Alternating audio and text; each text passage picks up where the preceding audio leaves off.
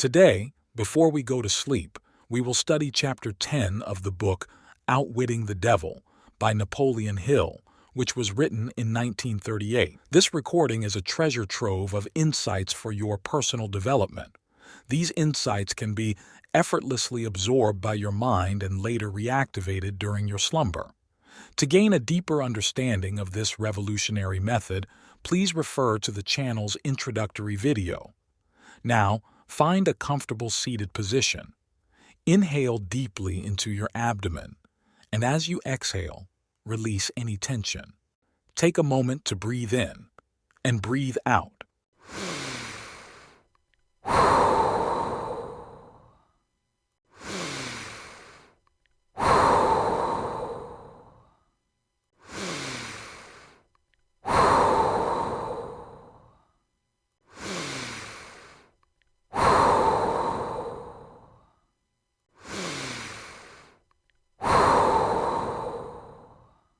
Now pay close attention and listen carefully with total concentration.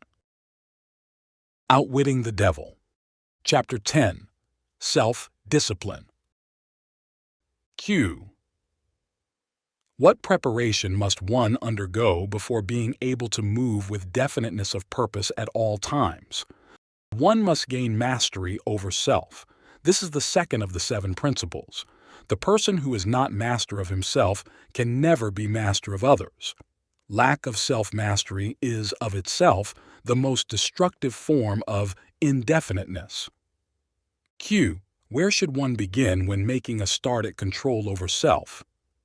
By mastering the 3 appetites responsible for most of one's lack of self-discipline.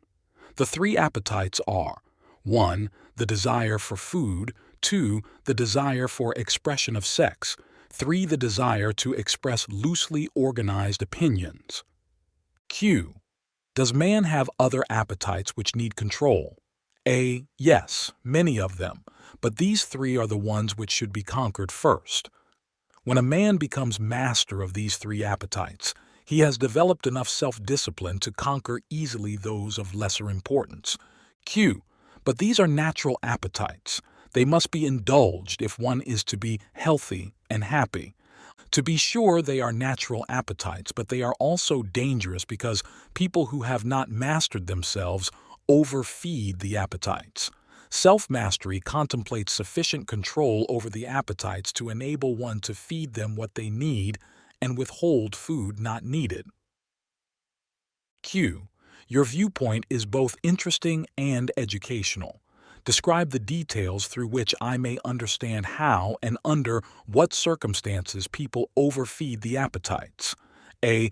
Take the desire for physical food, for example.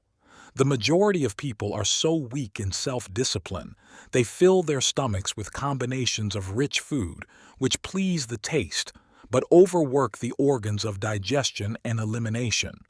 They pour into their stomachs both quantity and combinations of food which the body chemist can dispose of only by converting the food into deadly toxic poisons. These poisons clog and stagnate the body sewer system until it slows down in its work of elimination of waste matter. After a while, the sewer system stops working altogether, and the victim has what he calls constipation. By that time, he is ready for the hospital. Auto-intoxication, or body sewer poisoning, takes the machinery of the brain and rolls it into something resembling a wad of putty. The victim then becomes sluggish in his physical movements and mentally irritable and fussy. If he could only take one good look at and one bad smell of his sewer system, he would be ashamed to look himself in the face. City sewers are not the pleasantest of places when they become overloaded or clogged, but they are clean and sweet compared with the intestinal sewer when it has been overloaded or clogged. This is not a pretty story to be associated with the pleasant and necessary act of eating, but that is where it belongs because overeating and wrong food combinations are the evils which cause auto-intoxication. People who eat wisely and keep their body sewers clean handicap me because A clean body sewer generally means a sound body and a brain that functions properly. Imagine if your imagination can be stretched that far, how any human being could move with definiteness of purpose with his body sewer filled with enough poison to kill 100 people if it were injected into their bloodstream directly. And all this trouble is the result of lack of control over the physical appetite for food. Well, if you wish to be absolutely correct, you should say that improper eating is responsible for the majority of the ills of the body and practically all headaches. If you want proof of this, select 100 people suffering with headaches and give each of them a thorough washing out of their body sewer systems with a high enema, and observe that no fewer than 95 of the headaches will disappear within a few minutes after their sewers have been cleaned. From all you say about the intestinal tract, I gather the impression that mastery over the physical appetite for food means also mastery over the habit of neglecting to keep the intestines clean. Yes, that is true. It is just as important to eliminate the waste matter of the body and the unused portions of food as it is to take the right amount and the correct combinations of food. I never thought of auto-intoxication as being one of your devices of control over people, and I am utterly shocked to know how many people are victims of this subtle enemy. Let's hear what you have to say of the other two appetites. Well, take the desire for sex expression. Now there is a force with which I master the weak and the strong, the old and the young, the ignorant and the wise. In fact, I master all who neglect to master sex. How can one master the emotion of sex? By the simple process of transmuting that emotion into some form of activity other than copulation. Sex is one of the greatest of all forces which motivate human beings. Because of this fact, it is also one of the most dangerous forces. If humans would control their sex desires and transmute them into a driving force with which to carry on their occupation, that is, if they spent on their work one half the time they dissipate in pursuit of sex, they would never know poverty. Do I understand you to imply there is a relationship between sex and poverty? Yes, where sex is not under definite control. If allowed to run its natural course, sex will quickly lead one into the habit of drifting. Is there any relationship between sex and leadership? Yes. All great leaders in every walk of life are highly sexed, but they follow the habit of controlling their sex desires, switching them into a driving force behind their occupation.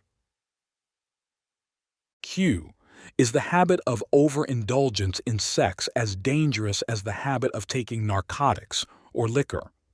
There is no difference between these habits. Both lead to hypnotic control through the habit of drifting. Why does the world look upon sex as something vulgar? Because of the vulgar abuse people have made of this emotion. It is not sex that is vulgar. It is the individual who neglects or refuses to control and guide it. Do you mean by your statement that one should not indulge the desire for sex? No, I mean that sex, like all other forces available to man, should be understood, mastered, and made to serve man. The desire for sex expression is as natural as the desire for food. The desire can no more be killed than one can entirely stop a river from flowing. If the emotion of sex is shut off from the natural mode of expression, it will break out in some other, less desirable form, just as a river will, if dammed, break through and flow around the dam. The person who has self-discipline understands the emotion of sex, respects it, and learns to control and transmute it into constructive activities. Just what damage is there in overindulgence of sex? The greatest damage is that it depletes the source of man's greatest driving force and wastes, without adequate compensation, man's creative energy. It dissipates energy needed by nature to maintain physical health. Sex is nature's most useful therapeutic force. It depletes the magnetic energy which is the source of an attractive, pleasing personality. It removes the sparkle from one's eyes and sets up discord in the tone of one's voice. It destroys enthusiasm, subdues ambition, and leads inevitably to the habit of drifting on all subjects. Q. I would like for you to answer my question in another way, by telling me what beneficial ends the emotion of sex may be made to attain, if mastered and transmuted. Controlled sex supplies the magnetic force that attracts people to one another. It is the most important factor of a pleasing personality. It gives quality to the tone of voice and enables one to convey through the voice any feeling desired. It serves, as nothing else can serve, to give motive power to one's desires. It keeps the nervous system charged with the energy needed to carry on the work of maintaining the body. It sharpens the imagination and enables one to create useful ideas. It gives quickness and definiteness to one's physical and mental movements. It gives one persistence and perseverance in the pursuit of one's major purpose in life. It is a great antidote for all fear. It gives one immunity against discouragement. It helps to master laziness and procrastination. It gives one physical and mental endurance while undergoing any form of opposition or defeat. It gives one the fighting qualities necessary under all circumstances for self-defense. In brief, it makes winners and not quitters. Q. Are those all the advantages you claim for controlled sex energy? No, they are only some of the more important benefits it provides. Perhaps some will believe the greatest of all the virtues of sex is that it is nature's method of perpetuation of all living things. This alone should remove all thought that sex is vulgar. Q. I gather, from what you say, that the emotion of sex is a virtue, not a fault. It is a virtue when controlled and directed to the attainment of desirable ends. It is a fault when neglected and permitted to lead to acts of lust. Q. Why aren't these truths taught to children by their parents and the public schools? The neglect is due to ignorance of the real nature of sex. It is just as necessary in maintaining health for one to understand and properly use the emotion of sex as it is to keep the body sewer system clean. Both subjects should be taught in all public schools and all homes where there are children. Q. Wouldn't the majority of parents need instruction on the proper function and use of sex before they could intelligently teach their children? Yes, and so would the public school teachers. Q. What relative position of importance would you give to the need for accurate knowledge on the subject of sex? It is next to the top of the list. There is but one thing of greater importance to human beings. That is accurate thought. Q. Do I understand you to say that knowledge of the true functions of sex and ability to think accurately are the two things of greatest importance to mankind? That is what I intended you to understand. Accurate thinking comes first because it is the solution to all man's problems, the answer to all his prayers, the source of opulence and all material possessions. Accurate thinking is aided by properly controlled and directed sex emotion because sex emotion is the same energy as that with which one thinks. It begins with those who desire self-determination sufficiently to be willing to pay its price. No one can be entirely free spiritually, mentally, physically, and economically without learning the art of accurate thinking. No one can learn to think accurately without including, as a part of the needed knowledge, information on the control of sex emotion through transmutation. Q. It will be a great surprise to many people to learn there is so close a relationship between thinking and sex emotion. Tell us now about the third appetite, and let's see what it has to do with self-discipline. The habit of expressing loosely organized opinions is one of the most destructive of habits. Its destructiveness consists in its tendency to influence people to guess instead of searching for the facts when they form opinions, create ideas, or organize plans. The habit develops a grasshopper mind, one that jumps from one thing to another but never completes anything. And of course, carelessness in the expression of opinions leads to the habit of drifting. From there, it is only a step or two until one is bound by the law of hypnotic rhythm, which automatically prohibits accurate thinking. Q. What other disadvantages are there in free expression of opinions? A. The person who talks too much informs the world of his aims and plans and gives to others the opportunity to profit by his ideas. Wise men keep their plans to themselves and refrain from expressing uninvited opinions. This prevents others from appropriating their ideas and makes it difficult for others to interfere with their plans. Q. Why do so many people indulge in the habit of expressing uninvited opinions? A. The habit is one way of expressing egotism and vanity. The desire for self-expression is inborn in people. The motive behind the habit is to attract the attention of others and to impress them favorably. Actually, it has just the opposite effect. When the self-invited speaker attracts attention, it usually is unfavorable. Q. Yes. What other disadvantages has the habit? A. The person who insists on talking seldom has an opportunity to learn by listening to others. Q. But isn't it true that a magnetic speaker often puts himself in the way of opportunity to benefit himself by attracting the attention of others through his powers of oratory? Yes, a magnetic orator does have an asset of tremendous value in his ability to impress people by his speech, but he cannot make the best use of this asset if he forces his speech on others without their invitation. No single quality adds more to one's personality than the ability to speak with emotional feeling, force, and conviction, but the speaker must not impose his speech upon others without being invited to do so.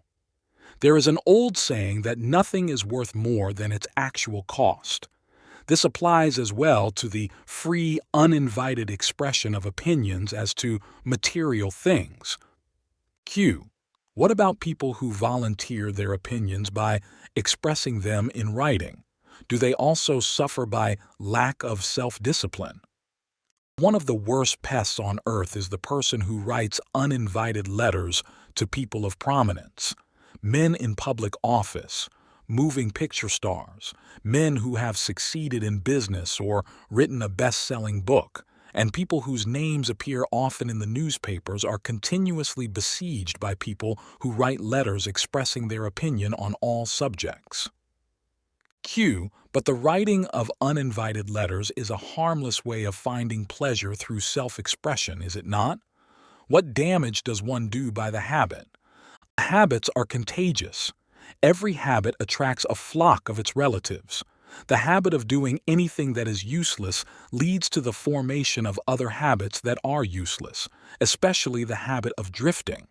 But that is not all the dangers associated with the habit of indulging in uninvited expression of opinions. The habit creates enemies and places in their hands dangerous weapons by which they may do great injury to the one who indulges in it. Thieves and confidence men and racketeers pay big prices for the names and addresses of the writers of uninvited letters, knowing as they do the writers of these letters become easy victims of all manner of schemes that result in the loss of their money.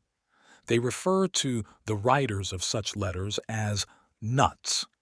If you wish to know how foolish people are who write uninvited letters, read the nut column of any newspaper, the column in which the paper publishes the voluntary opinions of its readers, and you will see for yourself how the writers of such letters antagonize people and invite opposition from others. Q. I had no idea, Your Majesty, that people get into so much difficulty through uninvited expression of their opinions. But now that you have brought up the subject, I do remember writing the editor of a prominent magazine an uninvited letter of criticism which cost me a fine position on his staff at a fat salary. That is a perfect example. The proper place to begin self-discipline is right where you stand. The way to begin is by recognizing the truth that there is nothing for good or evil throughout the myriads of universes except the power of natural law. There is no individual personality anywhere throughout the myriad of universes with the slightest power to influence a human being, save nature and human beings themselves. There is no human being now living, no human being has ever lived, and no human being ever will live with the right or the power to deprive another human being of the inborn privilege of free and independent thought. That privilege is the only one over which any human being can have absolute control. No adult human being ever loses the right to freedom of thought, but most humans lose the benefits of this privilege either by neglect or because it has been taken away from them by their parents or religious instructors before the age of understanding. These are self-evident truths, no less important because they are being called to your attention by the devil than they would be if brought to your attention by my opposition. Q. But what are people going to lean upon in the hour of emergency when they know not where nor to whom to appeal? A. Let them lean upon the only dependable power available to any human being. Q. And what is that? Themselves, the power of their own thoughts, the only power they can control and may rely upon, the only power which cannot be perverted, colored, modified, and falsified by their dishonest fellow human beings. Q. All you say seems logical, but why must I come to the devil to discover such profound truths? Let's get back to the 7 principles. You have already disclosed enough information to show clearly that the secret of how to break the power of hypnotic rhythm is wrapped in the 7 principles. You have shown, too, that the most important of these principles is self-discipline. Now go ahead and describe the other 5 principles you have not yet mentioned, and indicate what part they play in giving one self-discipline. First, let me summarize that part of my confession we have already covered. I have frankly told you that my 2 most effective devices for mastering human beings are the habit of drifting and the law of hypnotic rhythm. I have shown you that drifting is not a natural law, but a man-made habit which leads to man's submission to the law of hypnotic rhythm. The 7 principles are the media by which man may break the hold of hypnotic rhythm and take possession, again, of his own mind. You see, therefore, the 7 principles are the 7 steps which lead victims of hypnotic rhythm out of the self-made prisons in which they are bound. Q. The 7 principles are the master key that unlocks the door to spiritual, mental, and economic self-determination. Is that true? Yes, that's another way of stating the truth. End of chapter 10. Take a moment to breathe in and breathe out.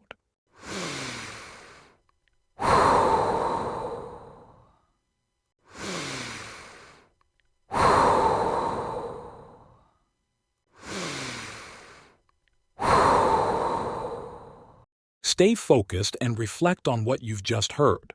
In the comments section, share the main message or key takeaway you've gleaned from this recording. This simple task will aid in your reflection and internalization of the information. Remember, repetition is the key. By playing this recording every night before sleep, you're instructing your sleeping mind on what to consolidate. Once you've completed this, head to bed immediately and let your subconscious mind work its magic. Don't forget to subscribe to the channel and hit the notification bell to stay updated with our latest content. Good night.